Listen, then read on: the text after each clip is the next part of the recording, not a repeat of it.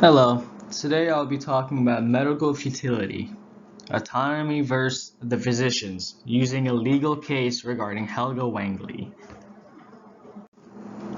Futile medical care is defined as the continuous provision of medical care or treatment to a patient when there is no reasonable hope of a cure or benefit.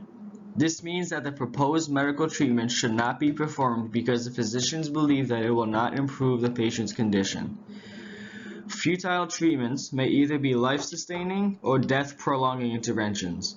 For example, patients in a persistent vegetative state or in a condition where all bodily organs are working just fine and have no life-threatening condition, such as being in a coma, may receive treatment that is life-sustaining. This means that the medical care being provided is keeping the body alive, circulating the blood, and maintaining organ function, even though the patient is unconscious and may never wake up. Patients who have undergone multiple procedures and surgeries with no hopes of recovering or getting better are provided with ventilators and machines and medicines and all sorts of extreme measures to keep the body alive.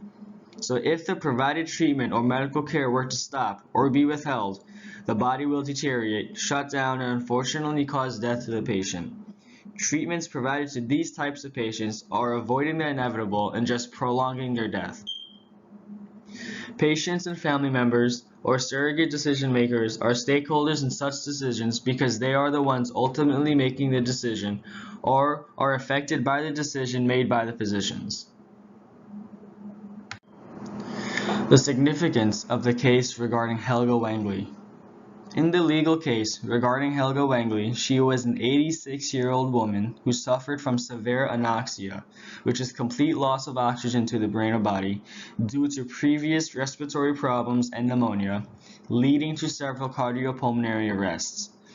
For over a year, she lied in a persistent vegetative state and was put on a ventilator to sustain her breathing and her nutrition supplied through a feeding tube. Physicians working on this patient have concluded that keeping her alive was not in the patient's best interest and that this treatment will not improve her health or restore her consciousness. Mrs. Wangley's husband of 53 years committed to the belief of his wife's best interest and refused to consent to the withdrawal of her treatment.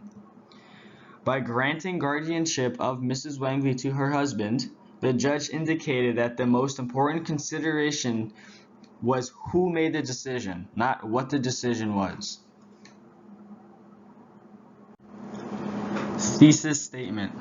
Although patients or their surrogate decision makers have the right to express their autonomy by directing care, physicians should not endorse treatments that are judged to be non-beneficial or causing more harm than good. Ethical principles and conflict. Autonomy, which gives the patient or family member the right to make their own medical decision, in this legal case was expressed by Mr. Wangley. He believed that his wife's life should be maintained as long as possible, no matter what the circumstances were, and he asserted that his wife shared the same belief. Beneficence, which is to do good, expressed by the physician's duty to provide treatments with a therapeutic benefit, was implied to the judge during this case that the treatment should be withdrawn, because it seemed inappropriate to keep the patient alive if the medical care being provided had no benefit to the patient. The other ethical principles involved, such as justice and utility. Futile treatment is not fair because this treatment uses all types of resources and medicines required to keep a patient alive, overlooking the impartial distribution of medical resources in society to other patients that may need it. Non-maleficence is expressed by the physicians doing more harm than good if they were to continue futile treatments. In the case involving Helga Wangley, it mentioned that her cost of care was over $800,000. That was just her alone. Especially with utility, there are a number of resources and medicines being used for terminally ill patients without considering the fact that other patients might benefit from it. It has been estimated that a total of $2.6 million of resources and medicines is spent on patients who are receiving futile care alone. Laws, codes, and duties.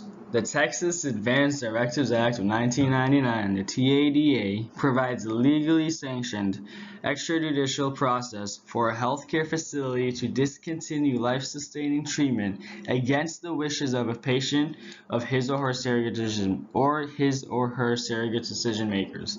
This law was the first to provide a framework to resolving conflicts between the patient families and healthcare providers in end-of-life crisis. The American Medical Association, AMA, states that a physician is not ethically obligated to make a specific diagnostic or therapeutic procedure available to a patient, even on a specific request, if the use of such a procedure would be futile.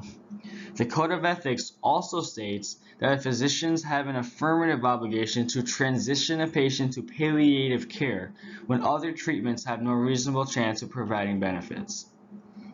The Virginia Healthcare Decisions Act states that physicians are required to provide a written explanation of the decision made explaining why the treatment being provided is inappropriate and should be withdrawn due to certain circumstances involving the patient's medical condition. Resolution of the case.